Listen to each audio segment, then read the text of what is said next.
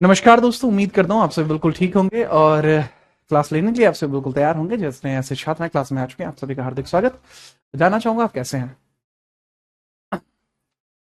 जिस क्लास में अभी आपने एंट्री ली है ना, ये कोई आम क्लास नहीं है। पूछता है भारत में मैं जीत रहा, स्वागत करता हूँ आप सभी का। तो फटाफट से बता दीजिए। ठीक है, तो शालू यादव कह रही हैं कि आज मैं लाइव क्लास लेने की सोच रही हूँ। ठीक है, चलो आगे बढ़ते हैं। क्लास के अंदर आ चुके छात्रों की अगर मैं बात करूं, गोवर्धन क्लास में आ चुके हैं, प्राची है, रजत यादव है, सोनी है, नरेंद्र पाल है। ठीक है, और बहुत तगड़े बालक आ चुके हैं भाई सब क्लास में। आज तो क्या चक्कर है आज है? आज कुछ भंडारा भंडारा था के? सर कोरिया की एक छोरा है क्लास के अंदर, उसका नाम है किम जिम इम। तो वो भी क्लास में आ चुके हैं, किम्मू। आज से उनका नाम किमचू हुआ। किमचू भाई क्लास के अंदर है। तो वीरों की धरती गाजीपुर से प्रणाम, प्रणाम भाई साहब। ठीक है, मेरे दिल से प्रणाम आपको। ठीक है, चलो हाउ आर यू, राजस्थान से गणी अम्मा भाई साहब। ठीक है, चलिए। क्या क्या लिख रहा है ये? एक दूसरे टीचर का नाम लिख के क्या लिख रहा था ये? कठा है यो भाई, तेरे कमेंट नहीं आ लाग दी लाडले, ऊपर चल गई वो। ठीक है। आकाश चीता। चलिए, ओके ओके। एक छोरा था कुछ कमेंट करा था, मैंने देखे को नहीं। इबे मैं देखता, मैं बताऊं फिर कुछ की बात थी। आजमगढ़, राम राम भाई साहब, राम राम भाई। शांति निकेतन विश्व भारती से प्रणाम, प्रणाम भाई साहब। Sir okay. महाराष्ट्र प्रणाम प्रणाम। सर यूट्यूब वाली आज क्लास ली थी, बहुत बढ़िया। अलीगढ़ बाराबंकी से हैं, शाबाश। ये क्या हुआ था बेसिकली? मुझे एक, भाई इसकी कमेंट मैंने देखनी पड़ेगी, कुछ तो कवे है यो। हाँ पीछे, अरे नहीं कमेंट को रोको, नहीं आएंगी वरना तो पॉज नहीं होती है। हाँ हाँ भाई, तुम्हारी यार कमेंट ना बहुत गच है।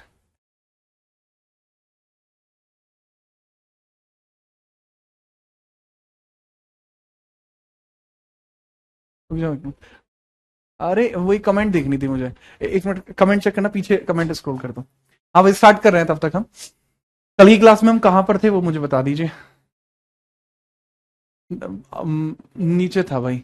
हाँ, चलो बाद में देख लेंगे, बाद में देख लेंगे। ठीक है, चलिए ठीक है भाई, ठीक है ओके। हम बाद में देख लेंगे आपका जो भी कमेंट था वो। ठीक है, कैसे हैं? मैं बिल्कुल ठीक हूँ, उम्मीद करता हूँ आप भी बिल्कुल ठीक होंगे, है ना। अब हम क्लास को स्टार्ट कर रहे हैं। कल की क्लास तक आपको कोई समस्या है तो बता दीजिए, है ना। बदमाशों की नजरी बिजनौर से आपको प्रणाम, प्रणाम। यार क्या वाला गए, बढ़िया एकदम यार, ऐसा ही तो बैच मुझे चाहिए था इतने दिनों से, चीता बैच। क्योंकि मेरे ज्यादातर बैच चीता बैच ही होते हैं। ठीक है, तो मेरे चीता बैचों की संख्या में एक बैच और ऐड होता हुआ। आंचल सिंह जैसे आते ही पाकिस्तान से प्रणाम कर रही हैं, ऐसे ऐसा ही तो चाहिए था कुछ। चलो अच्छा रहा, आप लोगों से मिलकर मुझे बेहद अच्छा लगा। कल की क्लास में हम इसके बारे में चर्चा कर चुके थे और आज मैं आपको बताने वाला था कि 1857 की क्रांति के बाद अब भारत में पहला एक्ट आएगा। ठीक है, और वो भारत का पहला एक्ट कहलाएगा जो क्राउन एक्ट होगा भारत का पहला, दैट इज 1858 एक्ट। ठीक है, तो भारत में ब्रिटेन सरकार का प्रत्यक्ष शासन। ठीक है बाबू, 1857 की क्रांति हम मॉडर्न हिस्ट्री में पढ़ाते हैं, उसमें आप पढ़ना। ठीक है, मॉडर्न हिस्ट्री में पढ़ना आप। अनिकेत, अच्छा अनिकेत है, अच्छा। अनिकेत भदौरिया वही है ना आप? चलिए लिखिए बाबू, इसमें लिखिएगा अब आप जो मैं बताने वाला हूं कि भारत के अंतर्गत ना जो प्रत्यक्ष उनका शासन हुआ था उसकी मैं बात कर रहा हूं। ठीक है, नोट करिए। भारत में ब्रिटेन सरकार का प्रत्यक्ष शासन, भारत में ब्रिटेन सरकार का प्रत्यक्ष शासन, ब्रिटेन सरकार का प्रत्यक्ष शासन, प्रत्यक्ष शासन। तो भारत में ब्रिटेन सरकार का जो प्रत्यक्ष शासन है उसको हम देखते हैं। Direct rule of, direct British rule in India, direct British rule in India, rule in India. तो वो जो भारत के अंदर ना ब्रिटिशर्स का डायरेक्ट रूल स्टार्ट हुआ। ठीक है, जब भारत के अंदर ब्रिटिशर्स का डायरेक्ट रूल स्टार्ट हुआ तो इसके पीछे का एक लॉजिक होता है कि ये रूल क्यों स्टार्ट हुआ। ठीक है, जी हाँ। तो क्यों स्टार्ट हुआ तो मैं बता दूं, 1857 की क्रांति के बाद 1857 की क्रांति के बाद,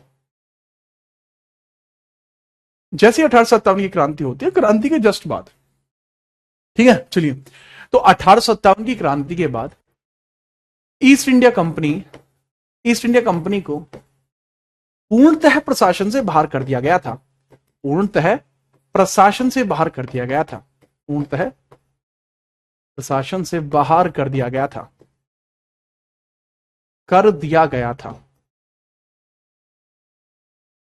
इस वजह से बाबू ये डायरेक्ट रूल जो स्टार्ट हो गया था। ठीक है, चलो इसकी बात हम करते हैं। After 1857 revolution, after 1857 revolution,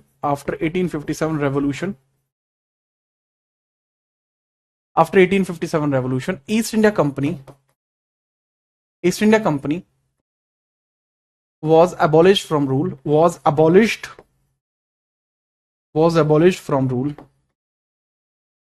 was abolished from rule and जो ईस्ट इंडिया कंपनी थी उसको रूल में से अबॉलिश कर दिया गया था। जैसा मैंने बताया, after 1857 revolution east India company was abolish from rule से अबॉलिश कर दिया गया। एंड ब्रिटिश या Britain government started direct rule on India.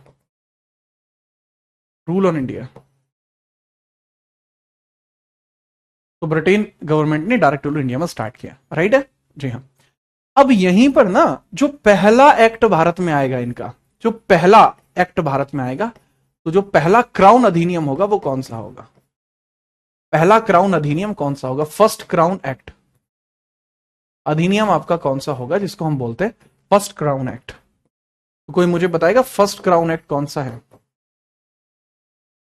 First crown act आपको कौन सा देखने को मिलता है, तो बताइए कि जी पहला क्राउन एक्ट कौन सा होगा। ठीक है, ओके, लास्ट की 5 मिनट में मैं आपकी बात सुन लूंगा, सारी बात। अब पहले ना टॉपिक पे ध्यान दो। तो पहला क्राउन एक्ट कौन सा है बाबू? उसको कहा जाता है 1858 का भारत शासन अधिनियम।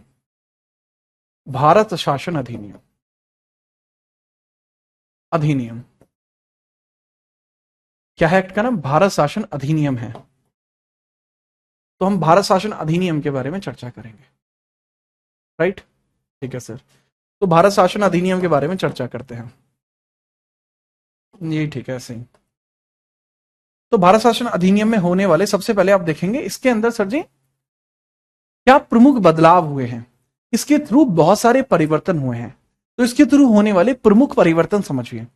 The major impact because of this. तो मेजर इंपैक्ट्स की बात करते हैं, इसकी बात करते हैं बाबू, मेजर इंपैक्ट्स की बात करते हैं, इंपैक्ट्स की बात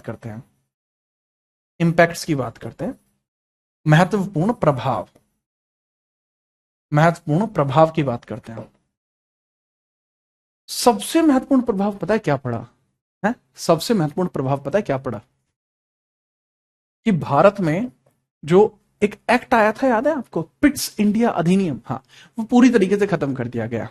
पिट्स इंडिया अधिनियम पूरी तरीके से खत्म कर दिया गया। इसको बोला जाता है government of India act. English वाले जो बच्चे वो पूछ रहे हैं, इसको क्या बोलेंगे? इसको बोलेंगे government of India act. Government of India act.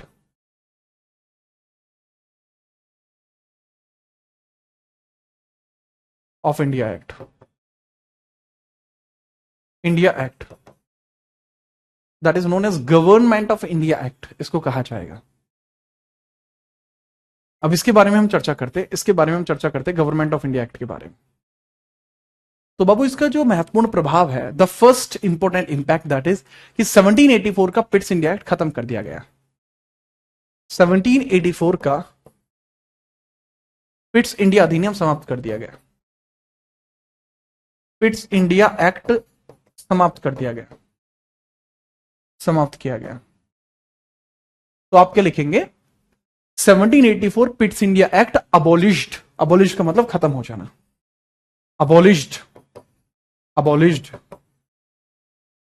का, जैसा मैंने बताया, अबॉलिश्ड का अर्थ होता है किसी चीज का समाप्त हो जाना, खत्म हो जाना, अबॉलिश कहलाता है। नेक्स्ट पॉइंटर यहां पे है कि भैया पिट्स इंडिया अधिनियम तो खत्म करा ही करा, साथ ही साथ एक और चीज कि भाई कि जो 1858 का महत्वपूर्ण अधिनियम था, इसी के माध्यम से एक और चीज भी करी गई। वो चीज क्या थी कि सर जी 1784 का जो पिट्स इंडिया एक्ट था, इसने कई सारी चीज करी। उसमें से एक चीज ये भी थी, एक चीज इसमें ये भी थी कि भाई अब तक एक एक पद चला करता था मुगल बादशाह, तो वो भी खत्म कर दी, मुगल बादशाहत खत्म कर दी गई, मुगल बादशाहत खत्म कर दी गई, बादशाहत खत्म कर दी गई, खत्म की। तो पूछा जाता है कि मुगल बादशाहत, इसको कहते हैं abolish imperialism, abolish, abolish Mughal imperialism, imperialism, abolish Mughal imperialism. ठीक है जी हाँ। अब पूछा जाता है कि भाई अंतिम मुगल बादशाह कौन था? आप जानते हैं दैट वाज बहादुर शाह जफर। अंतिम कौन था? बहादुर शाह जफर था, बहादुर शाह जफर था, बहादुर शाह जफर था, बहादुर शाह जफर था अंतिम। तो जो बहादुर शाह जफर आपको देखने को मिल जाएगा, इसको भी आप याद रखेंगे। भाई बहादुर शाह जफर आपको देखने को मिलेगा, इसको रंगून भेज दिया गया था पेंशन पे, रंगून इसको भेज दिया था पेंशन पे, रंगून, रंगून यानी म्यांमार,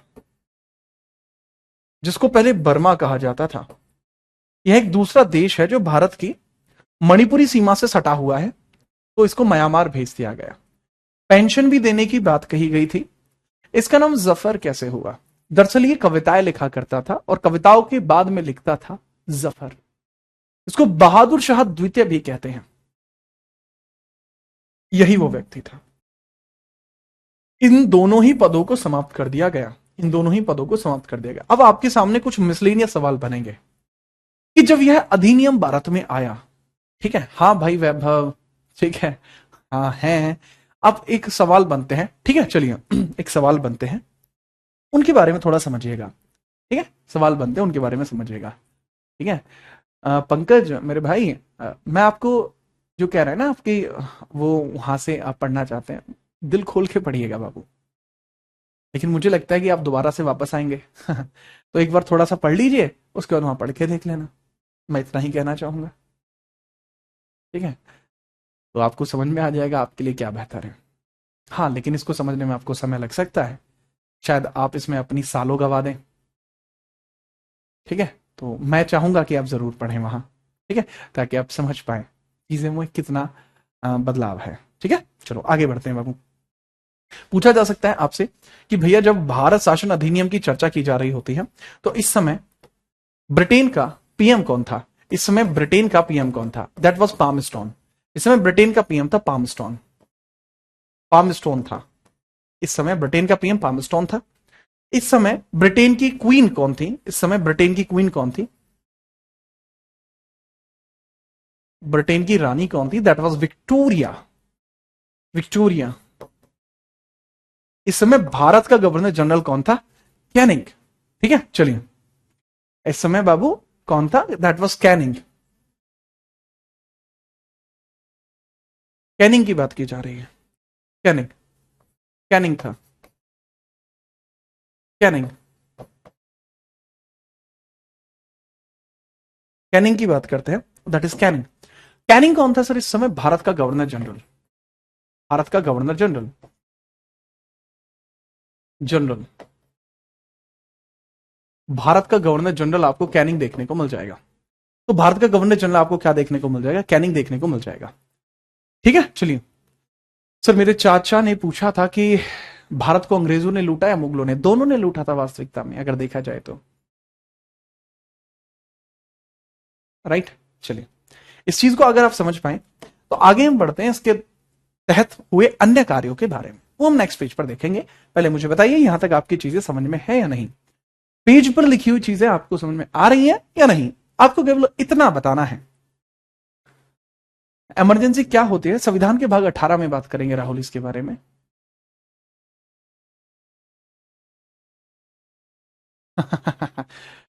चलिए,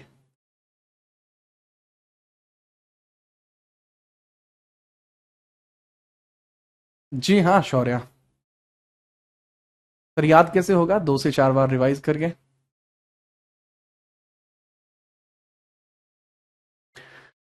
जी, आगे बढ़े।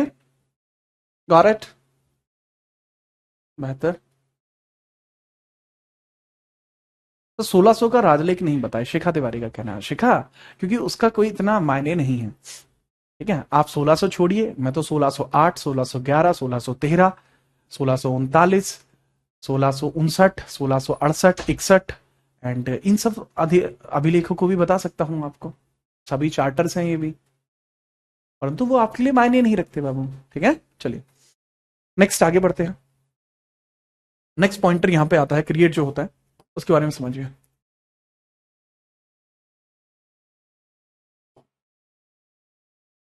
ओके सर, बताइए। यहां पर आप देखते हैं 1858 अधिनियम की अन्य बातें, तो वही 1858 एक्ट की बात कर रहे हैं, तो आप वही हेडिंग डालेंगे, 1858 एक्ट। 1858 एक्ट यानी 1858 भारत शासन अधिनियम। भारत शासन अधिनियम, शासन अधिनियम।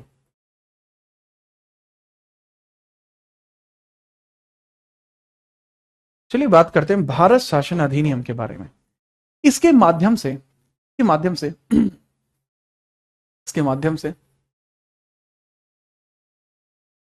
भारत में एक नई गृह सरकार के बारे में कहा जाता है। भारत में नई गृह सरकार की बात कही गई, सरकार की बात कही गई, की बात कही गई। अब ये सवाल आ चुका है, ये जो सवाल है ना, होम गवर्नमेंट का सवाल आ चुका है।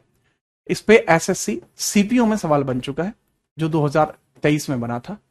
यूपीएसआई में 2017 में इसमें सवाल बना था। अब जो गृह सरकार बनेगी है, गृह सरकार, इसकी हम चर्चा कर रहे हैं।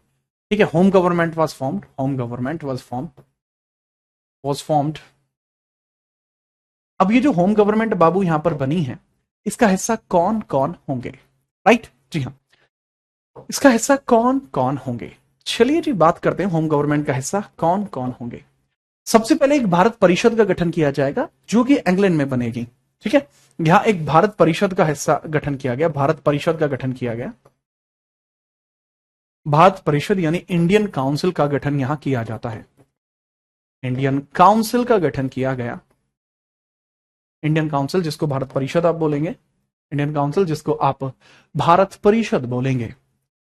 तो ये कहां पर की जाती है सर? लंदन में इसका गठन किया गया, लंदन में। ठीक है, लंदन में इसका गठन किया गया। इसके अंदर सदस्य कितने हैं भारत परिषद में? सदस्य, सर सदस्यों की संख्या इसके अंदर हो जाएगी 15। 15 सदस्य आपको यहां देखने को मिल जाएंगे। इसका जो अध्यक्ष कहलाएगा वो कहलाएगा भारत राज्य सचिव। इसका जो अध्यक्ष कहलाएगा वो कहलाएगा भारत राज्य सचिव। जो भी इसका चेयरमैन होगा, चेयरमैन होगा वो क्या कहलाएगा बाबू? भारत राज्य सचिव। भारत राज्य सचिव। इंडिया स्टेट सेक्रेटरी कहलाएगा। पहला कौन था? सेक्रेटरी कहलाएगा। पहला कौन था बाबू इस पद पर बैठने वाला? That was Stanley. स्टैनले पहला था। सदस्य इसके अंदर 15 थे पंकज। ठीक है चलिए, इसके अंदर इंडिया स्टेट सेक्रेटरी पहला कौन था? स्टैनले था। स्टैनले आपको देखने को मिल जाएगा। स्टैनली आपको देखने को मिल जाएगा। कार्यकाल कितना था? 3 साल का कार्यकाल था इनका। इनका कार्यकाल कितना था बाबू? 3 साल का कार्यकाल इनका था। ठीक है, ओके। अच्छा, इसके अलावा अगर मैं बात बताऊं, इस भारत परिषद का कार्य क्या था? सर भारत परिषद का कार्य बहुत छोटा सा था। यह केवल विधायी कार्य करती थी। इसका काम था केवल विधायी कार्य करना, केवल और केवल विधायी कार्य करना इसका काम था। विधायी कार्य का मतलब क्या होगा? ये लेजिस्लेटिव वर्क करेगी खाली। अब लेजिस्लेटिव वर्क का मतलब क्या होगा? कि केवल और केवल भारत के लिए कानूनों का निर्माण करेगी। It will only make laws for India. ये केवल भारत के लिए कानून बनाएगी। ठीक है, चलिए, ये क्या बनाएगी बाबू? भारत के लिए केवल और केवल कानून बनाएगी। अच्छा, तो भैया भारत की जो गृह सरकार है उसके अंदर केवल इतना ही हिस्सा आता है और उसमें नहीं आता। समझ में आई बात? ठीक है, अब इसके बाद आपको देखने को मिलता है यहां एक और पॉइंटर। इसके बाद आपको यहां देखने को मिलता है एक और पॉइंटर, यहां आपको देखने को मिल जाएगा। ठीक है, चलिए एक और पॉइंटर आपको यहां देखने को मिल जाएगा। लाइन की थिकनेस बढ़ाते हैं और देखते हैं। अब इस लाइन की थिकनेस के बाद हम देखते हैं चीजें क्या हैं। सचिन, अगर ये रिकॉर्डेड भी होती है तो बाबू यहां इंडिया स्टेट सेक्रेटरी स्टैनली ही होता। शुरुआत से क्लास आपको देखनी चाहिए थी। ठीक है, आप बहुत ध्यान से समझना प्यार से कि बाबू इसके अलावा एक रानी का प्रतिनिधि भी यहां रखा जाता है कार्यकारी कार्यों के लिए। ठीक है, एक रानी का प्रतिनिधि रखा जाता है कार्यकारी कार्यों के लिए, कार्यकारी कार्यों के लिए, कार्यकारी कार्यों के लिए। अगर हम बात करें एग्जीक्यूटिव, एक रखा जाता है। एग्जीक्यूटिव बाबू कौन रखा जाता है? ठीक है, एग्जीक्यूटिव रखा जाता है दैट इज रानी का प्रतिनिधि, रिप्रेजेंटेटिव ऑफ क्वीन। रानी का प्रतिनिधि रखा जाता है, प्रतिनिधि रखा जाता है, also known as representative of queen, representative of queen, representative of queen रखा जाता है। और रिप्रेजेंटेटिव ऑफ क्वीन के तौर पर आपको कौन देखने को मिलता है? Sir ji, representative of queen के तौर पर हमें जो देखने को मिलता है वो था जी वाइस रॉय का पद, वाइस रॉय का पद, the post of vice Roy, vice Roy का पद यानी वाइस रॉय पोस्ट। और जो शब्द हमें यहां दर्शाते हैं, इसका मतलब है कि ये जो वाइस रॉय होगा ये सिर्फ रानी को रिपोर्ट करेगा। रानी कौन है? विक्टोरिया। तो वाइस रॉय का काम है केवल रानी को किसी भी बात के बारे में बताना कि रानी जी आप ये कर लीजिए, रानी जी आप वो कर लीजिए, रानी जी आप ये है, रानी जी यहाँ पे ये चल रहा है। तो रानी का प्रतिनिधि है। अब ये पद कहां से आया बाबू? ये पद नया क्रिएट हुआ है, इसी अधिनियम में इसको बनाया गया है। यह नया पद बना है, यह पद नया बना है, यह इसी अधिनियम द्वारा बना पद है, यह इसी अधिनियम का पद, इसी अधिनियम में बना पद है, अधिनियम में बना पद है। This post was created in the same act, this post was created in the same act. ये सेम इसी में बना हुआ पद है बाबू। ठीक है जी हाँ। दूसरे बारे में अगर हम बात करें, बात को बहुत ध्यान से समझिएगा। ठीक है, बात को बहुत ध्यान से समझिएगा। ठीक है, बहुत प्यार पूर्वक मैं समझाने की कोशिश करता हूं कि भाई जो रिप्रेजेंटेटिव ऑफ क्वीन है, जो वाइसरॉय का पद है, यानी रिप्रेजेंटेटिव ऑफ क्वीन है यानी वाइसरॉय का पद है। ठीक है जी, इसके बारे में हम चर्चा करते हैं। इसके बारे में भाई एक बात याद रख लेना दिमाग में कि यह पद तब बना था जब गवर्नर जनरल का पद खत्म किया गया था। ठीक है, याद रखना। तो भारत के गवर्नर जनरल का पद भी इसी अधिनियम में खत्म हुआ था, तो वो भी हम लिखेंगे कि यह पद, भारत के गवर्नर जनरल का पद समाप्त कर दिया गया था। भारत के गवर्नर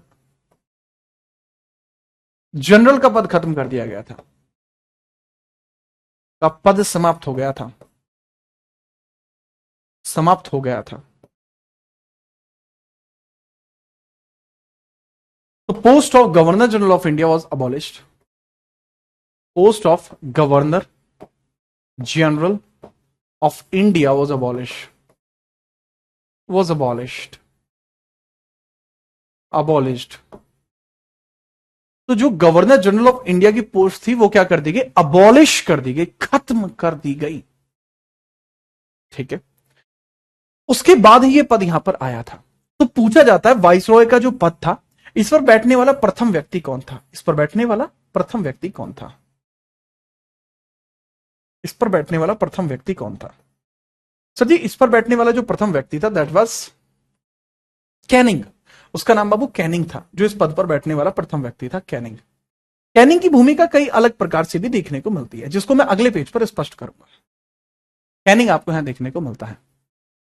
क्या वॉइस रॉय वर्ड इंग्लिश का है? देखो, वॉइस रॉय इंग्लिश का वर्ड है। हिंदी में जब आप इसको लिखते हैं तो यह वायसराय हो जाता है, वायसराय हो जाता है, वायसराय हो जाता है। ये कुछ इस प्रकार से होता है। मेरे ख्याल से आप इस बात को समझ पाए होंगे और इस बात से आप ताल्लुकात भी रखते होंगे। अगर आपको ये बात समझ में आई है तो फटाफट बताइए, चाहे तो स्क्रीनशॉट भी ले सकते हैं।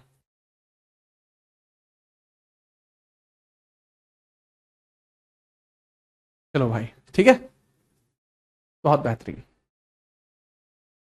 प्रिंशी, बच्चे आपने क्लासेस को स्टार्टिंग से देखा है या आज पहली बार आई हैं आप?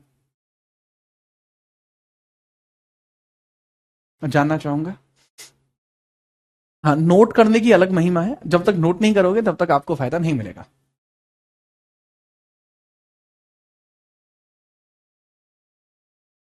सर आप कितने बिलोंग करो हो?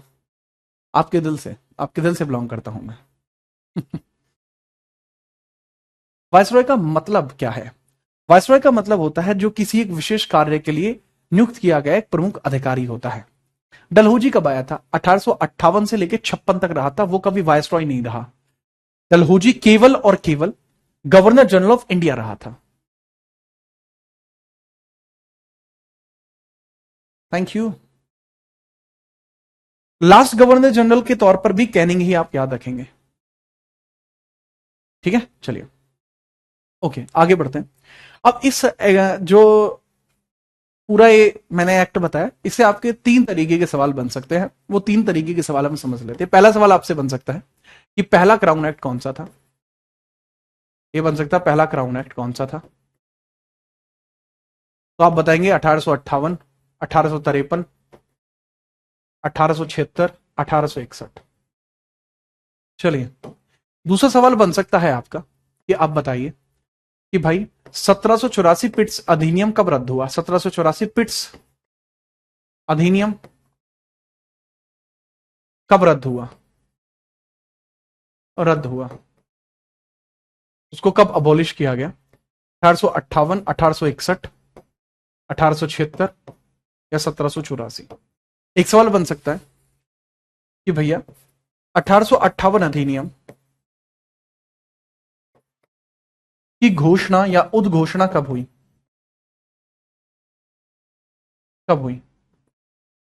यानी when it was proclaimed, when 1858 act was proclaimed, was proclaimed, act was proclaimed, इसको कब प्रोक्लेम किया गया था? तो हम आंसर करते हैं कौन सा कब प्रोक्लेम किया गया था। तो आपसे पूछा जा सकता है, आप बता सकते हैं 1 नवंबर 1858, बी जुलाई 1858, ठीक है? या इसमें ना 1 नवंबर हटा दीजिए, सिर्फ नवंबर लिखिए क्योंकि इसमें डेट में एरर होता है, ठीक है? तीसरा ऑप्शन हो सकता है इसमें सी, नवंबर 1857, या डी जुलाई 1857। तो ये 3 सवाल मैंने आपसे पूछे, तो इन तीनों सवालों का जवाब मुझे दो, ठीक है? राइट। चलिए, पहले का 1858, after the viceroy there is no governor general post in India. Yes Komal Kanaujia, after the viceroy there is no governor general of India, ठीक है? क्या हुआ जानवी, क्या कर रहा है? यूपीजी के वाले में क्या इशू है? अच्छा, किसी भी छात्र को जीएस का कोई भी इशू आता है तो आप मुझसे बता सकते हैं, आपके जीएस के इशू को रिजॉल्व करा दिया जाएगा, किसी भी सब्जेक्ट का जो जीएस से रिलेटेड हो, ठीक है? चलो, अगर मैं बात करूं पहला क्राउन एक्ट कब आया था? 1858 में, करेक्ट आंसर। फिट्स इंडिया अधिनियम को कब रद्द किया गया था? 1858 में ही रद्द किया गया था, अभी मैंने लास्ट पेज पर आपको बताया भी था, ठीक है? चलिए, अब अगर बात है कि 1858 जो अधिनियम की उद्घोषणा कब की गई थी, तो ये कब की गई थी? थर्ड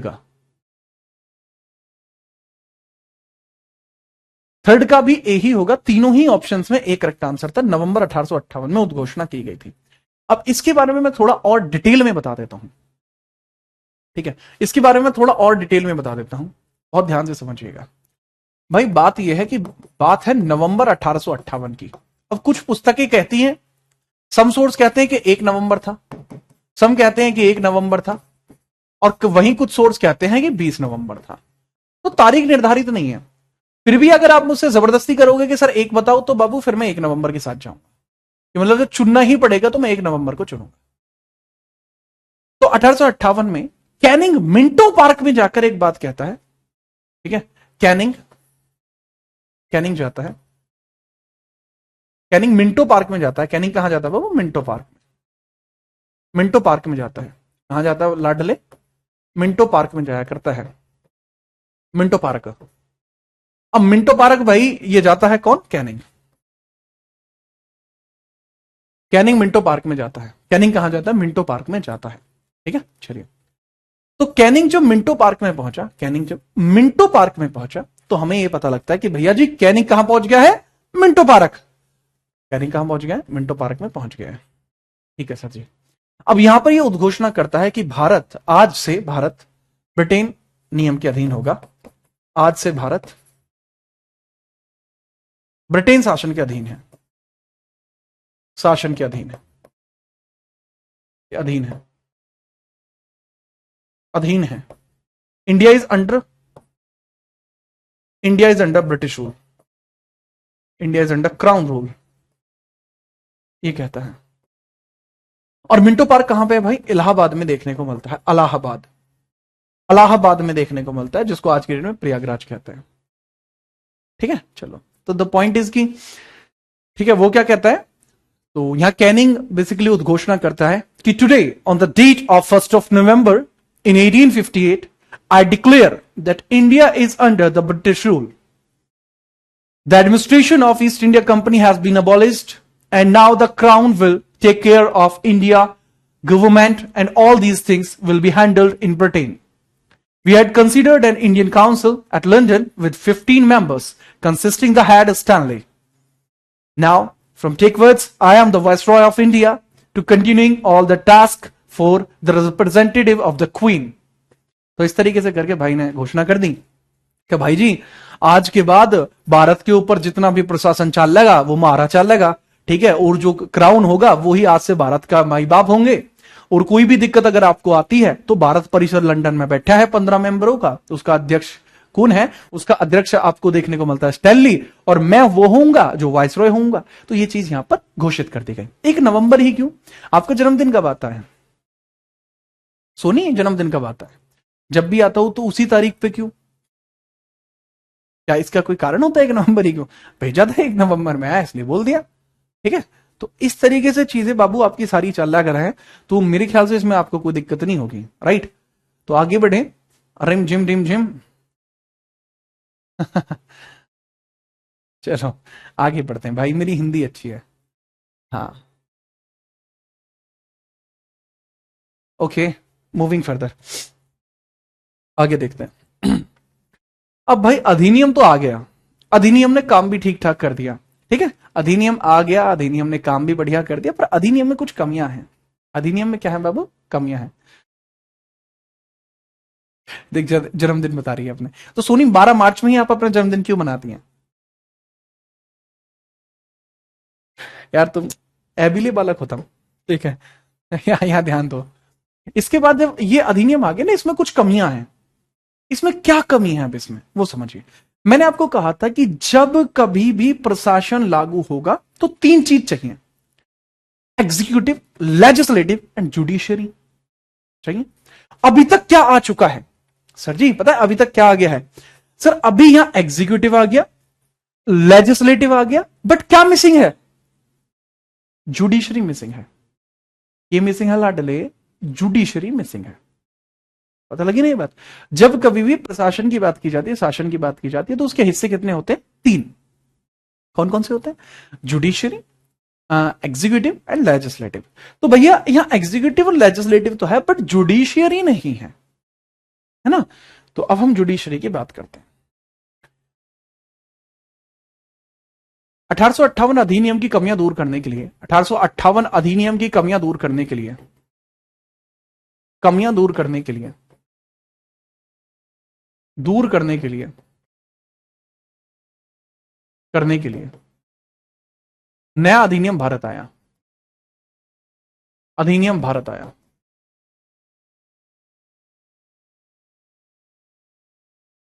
ठीक है, चलिए। To make better reform, to make better reform, a new act came to India. A new act came to India. Came to India. इसकी कमियों को दूर करने के लिए एक नया अधिनियम भारत में आया। ठीक है, चलिए।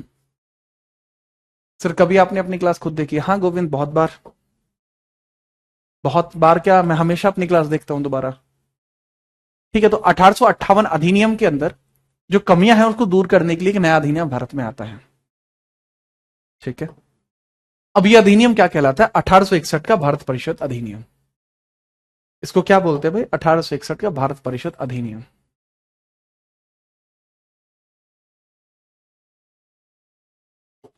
अठारह सौ इकसठ का भारत परिषद अधिनियम, 1861 भारत परिषद अधिनियम। अधिनियम तो 1861 का जो भारत परिषद अधिनियम है, अब हम इसको देखते हैं थोड़ा सा। इसको क्या बोला जाएगा? 1861 Indian council act. 1861 Indian council act, Indian council act, 1861 Indian council act इसको बोला जाएगा। ठीक है, यस। अब बहुत ध्यान से समझना, इसमें होने वाले जो प्रमुख सुधार हैं या प्रमुख बदलाव समझिएगा। मैं आपको एक कॉन्सेप्ट समझाता हूं कि कोई भी विधेयक कानून बनने से पहले या पारित होने से पहले क्या होता है, उसकी स्थिति क्या होती है। ठीक है, चलिए इसके बारे में बहुत ध्यान से समझना। एक पॉइंट है, ये नोट नहीं करना है, ये सिर्फ मैं आपको रफ कॉपी पे समझाना चाह रहा हूं। ये नोट आपको नहीं करना है, मैं सिर्फ आपको समझाना चाह रहा हूं। इसको आप नोट ना ही करें तो भी चल जाएगा। क्या है सर, समझाना क्या चाह रहे हो? भाई समझाना मैं आपको ये चाह रहा हूं कि कोई भी एक विधेयक होता है, विधेयक, विधेयक। अब विधेयक को आप कह सकते हैं बिल, बिल कह सकते हैं, या इसी को प्रस्तावित कानून भी बोल सकते हैं, या इसी को बाबू आप क्या बोल सकते हैं? प्रस्तावित कानून, प्रपोज्ड लॉ भी आप इसको बोल सकते हैं, प्रपोज्ड लॉ भी आप इसको बोल सकते हैं। ये पेश करने के लिए जाता है कि हाँ भाई इस तरीके की चीजें हम करना चाहते हैं, इस तरीके की चीजें हम थोड़ा करना चाह रहे हैं। ठीक है, चलिए अब इसके ऊपर यदि यह पारित हुआ, यदि यह पारित हुआ, अब बात वही आती है कि सर पारित हुआ का मतलब क्या? इफ इट पास्ड, इसका मतलब क्या पारित होने का मतलब? इफ इट पास्ड, अगर बाबू ये पारित हुआ तो क्या हो जाएगा? ये एक अधिनियम बन जाएगा, ये एक अधिनियम बन जाएगा, अधिनियम अधिनियम बन जाएगा, फिर ये एक्ट बन जाएगा, या इसको हम कह सकते हैं फिर यह एक कानून बन जाएगा, लॉ बन जाएगा। फिर क्या बन जाएगा? एक लॉ बन जाएगा। राइट, तो ये फर्क है एक विधेयक में, एक प्रपोज लॉ में, एक अधिनियम में, एक कानून। आप इस बात को समझ पाए? चाहे तो नोट कर सकते हैं जैसा मैंने बताया आपको। ठीक है, नोट करने की आवश्यकता नहीं थी। यदि ये पास हुआ, अगर ये फेल हुआ, if it failed, if failed, तो प्रोसेस यहीं रुक जाएगी, तो ये प्रोसेस यहीं रुक जाएगी, कहीं आगे नहीं जाएगी। ठीक है, चलिए that means law, yes that means law. क्या आप समझ पाए मैंने ऐसा क्यों बताया? दरअसल ये जो 1861 का अधिनियम जो भारत में आया था, तो उससे पहले वह एक बिल था। तो जब वो बिल था तो उसमें कई सारी चीजें आई थी, उसको हम समझते हैं। और बताओ क्या चल रहा है आजकल? फुल मजे ले रहे हो तुम यार। ये तो मुझे पता लग गया, मजे तो तुम लेते हो, सारे ही मजे लेते हो तुम। हम्म, ठीक है, समझ आया। पास्ट कहां से करना होता है? अलग अलग स्थिति है। वर्तमान अगर स्थिति की बात करूं, वर्तमान की बात करूं, 2025 की बात करूं, वर्तमान में 2025, तो बाबू ये संसद में कराना होता है, केंद्रीय स्तर पर संसद। लेकिन जबकि मैं बात कर रहा हूं 1861 की बात कर रहा हूं, तो वहां ब्रिटेन की संसद से पास कराना होता है, ब्रिटेन की संसद से पास कराना होता है। नहीं, जो भी लॉ मेकिंग अथॉरिटी है वो उसको पास करते हैं। ठीक है, चलिए, ठीक है भाई, समझ में आई बात? तो जब 1861 का जो अधिनियम था वो एक प्रकार से इंडियन काउंसिल एक्ट था, then in that certain case क्या होता है? सबसे पहले आपको देखने को मिलेगा कि 1861 में एक आपका अधिनियम आया था, इसको हम बोलते हैं भारत का हाईकोर्ट अधिनियम। ठीक है, ठीक है सर। वक्फ बिल, वक्फ बिल बाबू मैंने यूट्यूब पे समझाया हुआ वक्फ बिल क्या है। तो इसके अंदर क्या क्या होता है देखो, इसकी प्रमुख बातें आप देख लीजिए, प्रमुख बिंदु, इंपोर्टेंट पॉइंटर्स क्या क्या चेंज हुए हैं, इंपोर्टेंट पॉइंट। इंपॉर्टेंट पॉइंट्स आप देख लेंगे। सबसे पहला पॉइंट आप इसमें देखेंगे, सबसे पहला पॉइंट आप इसमें देखेंगे, फर्स्ट पॉइंट। फर्स्ट पॉइंट किस तरीके से आपको देखने को मिलता है भैया? फर्स्ट पॉइंट आपको देखने को मिलता है कुछ इस प्रकार से कि भैया भारत जो है ना 1861 में आपको इंडियन हाईकोर्ट एक्ट भी देखने को मिलता है। Indian high court act, high court act, Indian high court act भी आपको देखने को मिलता है। भारतीय हाईकोर्ट अधिनियम भी आया था, वो इसी के साथ आया था, भारतीय हाईकोर्ट अधिनियम, अधिनियम इसके साथ ही आया था। तो भारतीय हाईकोर्ट अधिनियम के आधार पर 1862 में 3 हाईकोर्ट बनाए गए। हालांकि इंडियन हाईकोर्ट एक्ट के आने से भारत के अंदर कुछ सुप्रीम कोर्ट थे वो रद्द कर दिए गए। कलकत्ता का सुप्रीम कोर्ट 1774 वाला, 1800 में मद्रास में सुप्रीम कोर्ट बन गया था वो वाला, और भैया एक सुप्रीम कोर्ट बना था आपका 1823 में जो बना था बॉम्बे में, वो वाला। ठीक है, तो वो रद्द कर दिए गए। तो सीधे तौर पर बात यह हो जाती है कि भैया 1861 के अंदर जो इंडियन हाई कोर्ट एक्ट बना है उसको हम थोड़ा ध्यान से देखें तो आपको पता लगेगा कि इसके माध्यम से 3 नए हाई कोर्ट बने, 3 नए हाई कोर्ट बने, हाई कोर्ट बने। और जो 3 नए हाई कोर्ट बने हैं, 3 नए हाई कोर्ट बने, वो बने 1862 में, 1862 में।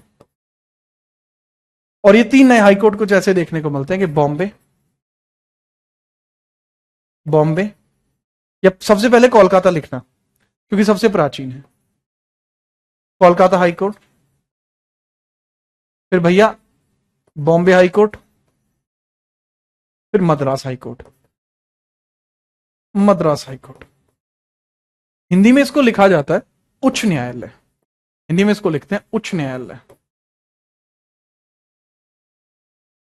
जैसा मैंने बताया कि इंडियन काउंसिल एक्ट्स के साथ संलग्न होके ही ये आया था, संलग्न यानी मर्ज होकर ही आया था। ठीक है, चलिए। तो पहला पॉइंटर तो बाबू इसका यह है, दूसरा पॉइंटर क्या है वो समझिए। जो वायसरॉय था उसको पावर्स मिल जाती हैं, किसकी? कुछ भी विधेयक जारी करने की, जिसको ऑर्डिनेंस उस समय कहा गया। वायसरॉय को अध्यादेश जारी करने की शक्ति, अध्यादेश जारी करने की शक्ति,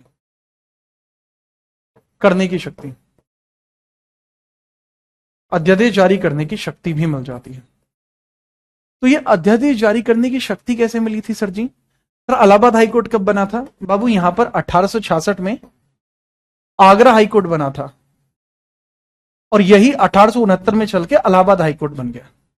वो हाईकोर्ट के चैप्टर में पढ़ लेते हम, लेकिन आपको तो अभी पढ़ना था। ये लो भाई, वॉल्टर मॉर्गन इसका पहला जज था।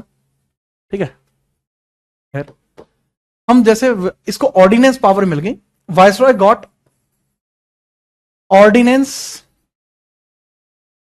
पावर, इसको ऑर्डिनेंस पावर भी मिल गई। ठीक है, कहा क्या मिल गया बाबू? इसको ऑर्डिनेंस पावर मिल गया। ऑर्डिनेंस पावर अध्यादेश होता है। अब अध्यादेश बता दो, अध्यादेश जब आर्टिकल 123 आएगा तब बताया जाता है। ये एक प्रकार का ऐसा कानून होता है जिसको पारित नहीं कराना पड़ता। तीसरा, कैनिंग ने पोर्टफोलियो सिस्टम को भी शुरू करा दिया। कैनिंग ने क्या शुरू करा दिया? Portfolio system. कैनिंग ने, ठीक है, विभागीय प्रणाली को शुरू किया, प्रणाली शुरू की। Canning started portfolio system, portfolio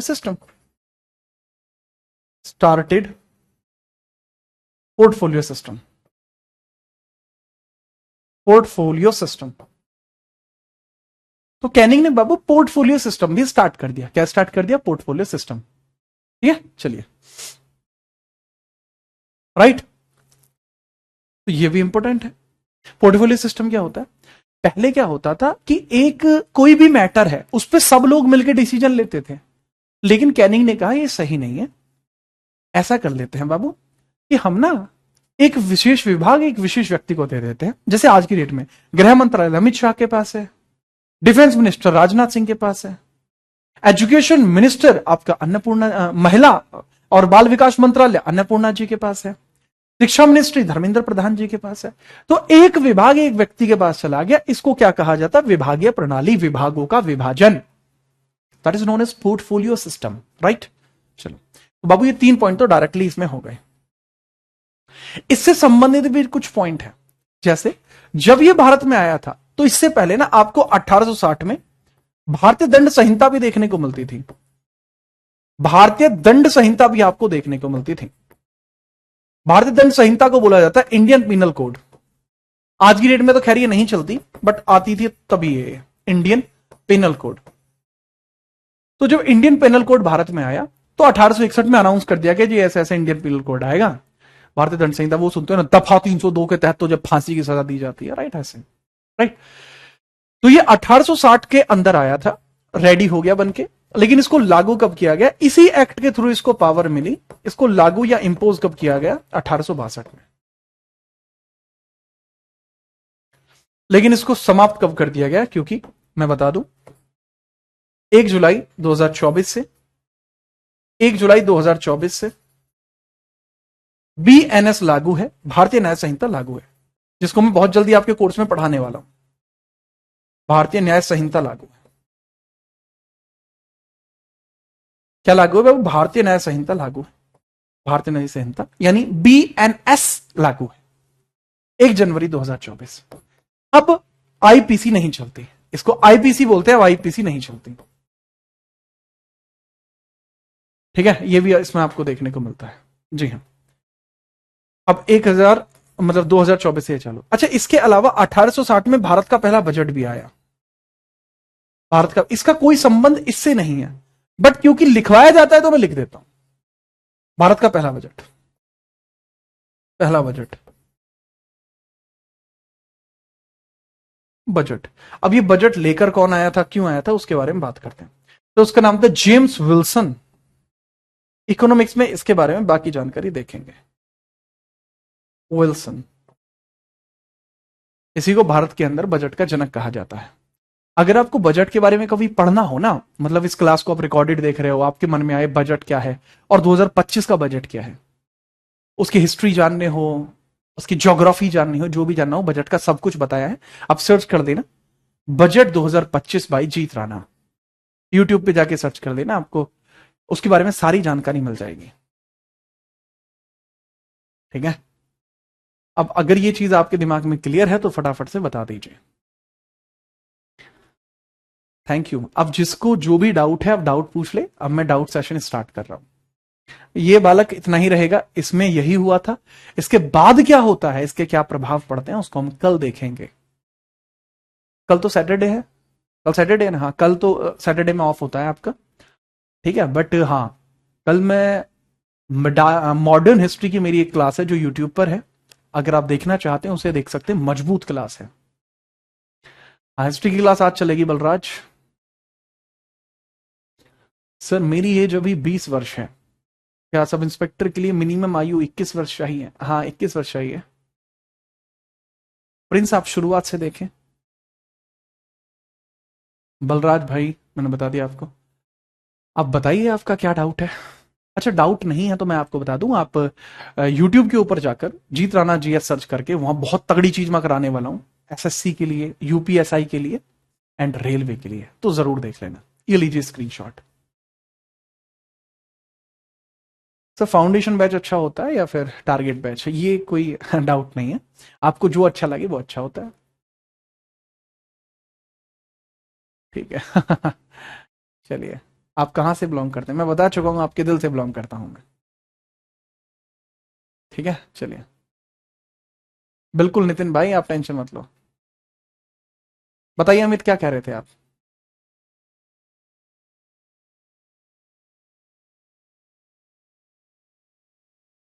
जय भवानी। हाँ बिल्कुल भाई, करना चाहिए आपको। हाँ हाँ बिल्कुल रुद्रा। आयुष बेटा, 2 दिन में कॉन्फिडेंस आ जाएगा कि 4 दिन में चलना सीख लिया था क्या भाई आयुष? समय लगता है चीजों में, हलवा नहीं है, मैगी नहीं बना रहा, आपका सिलेक्शन बना रहा हूं।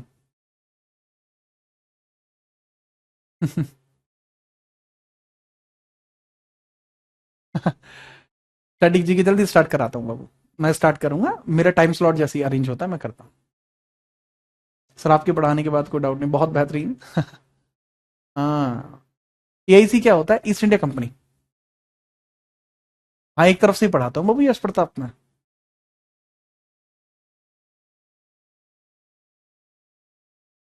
ठीक है, चलिए। हाँ बिल्कुल हो जाएगा विवेक। अरे सबकी कमेंट शो होते हैं मुझे। चलिए, अब बहुत ध्यान से हम मिलते हैं, अब आपसे कल मिलेंगे, ठीक है? अब अच्छे से पढ़िए और खुल के खेलिए। बहुत इंपॉर्टेंट सी एक वीडियो मैंने अपने यूट्यूब पे डाली है, उसको देख लेना। कुछ क्वेश्चंस का डेटा अपलोड करा है, तकरीबन जो है 2000 के समथिंग समथिंग क्वेश्चन है। उसको आप प्रिंट करा सकते हैं, प्रिंटेबल फॉर्म में क्वेश्चन डाले हैं मैंने, तो यूट्यूब पे आपको पता लग जाएगा कैसे डाउनलोड करने हैं। शॉर्ट में जाके देख लेना, वीडियो में देख लेना, जैसे आप चाहें। ठीक है, तो वहां से आपको पता लग जाएगा कैसे है। ठीक है, चलिए। सर एक श्लोक बता दीजिए, किस बारे में श्लोक बताऊं? अस्तु मा सदगम है, तमसो मा ज्योतिर्गम है। ठीक है। और क्या? आकाशे तारकिलिंगम पाताले हाटकेश्वरम मृत्युलोके महाकाले त्रिलिंगम नमस्तुते। ठीक है। Thank you. चलिए अब कल मिलते हैं आपसे। ठीक है, चलिए, जय